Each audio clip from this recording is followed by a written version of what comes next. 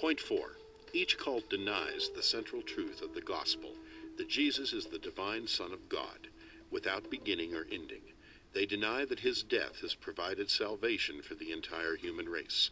As a result, salvation is earned by adherence to the teachings of the cult, rather than accepting Christ and following him. We would point out that the group originally denied the deity of Jesus Christ. Refutation. Number 206. They originally denied the deity of Christ. This is not true, as pointed out under number 94. James White was editor of the Review and Herald, and Joseph Bates and J. In Andrews were on the publishing committee when a work by an English author was printed in the issue of October 18, 1853. It contained the following statement. Christians, keep not silence, while your Lord is dishonored, and souls are perishing. Warn those who deny the divinity of the only Savior, that they must perish everlastingly, if they go on rejecting him, for it is fearful and blasphemous to reject him. M-P. 116. Mr. Cannon is really dealing with two separate issues, the deity of Christ and Christ being eternal. They aren't the same. For example, consider the views of well-known Adventist preacher Elliot J. Waggoner, 1855-1916, in his 1890 Christ and His Righteousness. Chapters 2 and 4 are entitled Christ is God and Christ not a created being. He obviously believed in the divinity of Christ. In Chapter 4 he deals with some opinions that actually deny his divinity. One such is Point. The idea that Christ is a created being, who, through the good pleasure of God, was elevated to his present lofty position. No one who holds this view can possibly have any just conception of the exalted position which Christ really occupies. Pages 19-20. Waggoner explains what Revelations 3:14 means, when it says that Christ is the beginning of the creation of God. And so the statement that he is the beginning or head of the creation of God means that in him creation had its beginning, that, as he himself says, he is Alpha and Omega, the beginning and the end, the first and the last. Reverend 21:6-20-13. He is the source, whence all things have their origin. M-P. 20. Likewise, regarding the term archangel, Waggoner says, this does not mean that he is the first of the angels, for he is not an angel but is above them. Head 1-4. It means that he is the chief or prince of the angels, just as an archbishop is the head of the bishops.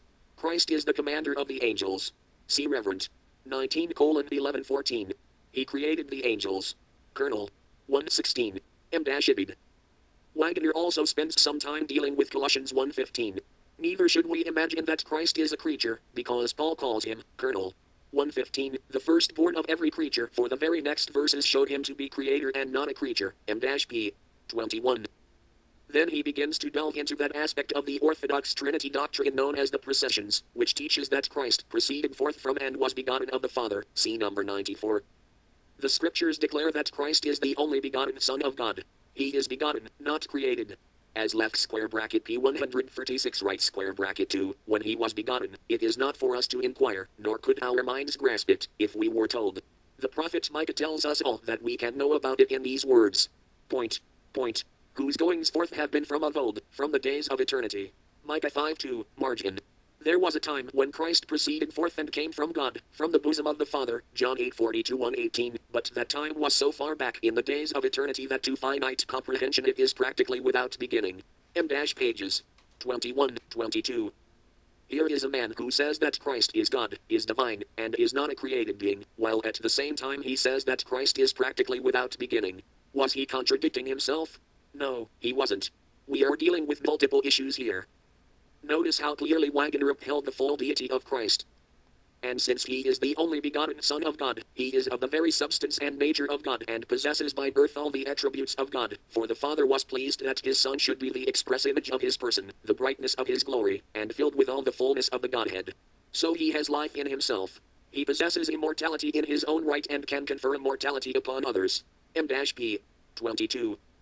Typically, the debate over whether Christ is divine or not is called the Arian controversy, dating back to the 4th century.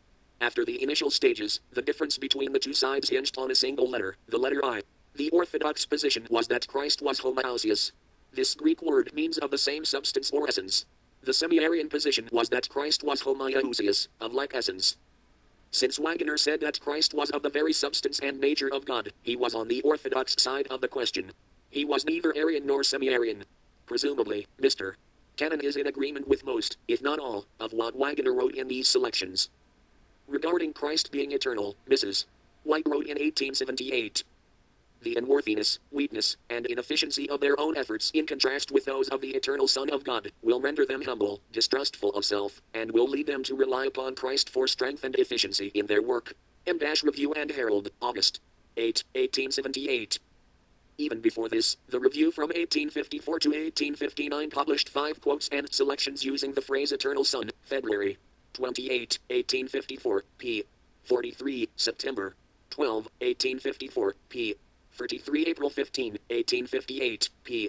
172, March 17, 1859, p. 131, April 21, 1859, p. 169. Searching through each issue through 1863, we find that the only writer to argue against the usage of the phrase was J. M. Stevenson, November 14, 1854, p. 105. Yet his views on some subjects were by no means typical of Seventh-day Adventists, leading to his departure about a year later. Isaiah speaks of those who make a man an offender for a word, 29:21. In the 4th century they made a man an offender for a single letter. Things got so bad that by 381 AD, the Orthodox Emperor had forbidden the Arians to worship publicly. Any building in which they met was seized and donated to the imperial treasury, Theodosian Code B.A. 16, Title 5, Statute 8. That was only the beginning. Over the centuries that followed, love, acceptance, and fellowship were withheld from those who differed on this and many other issues. Millions died for their faith. Let's be more tolerant, lest our behavior be called cultic. Especially let's be tolerant of those whom we don't really disagree with anyway.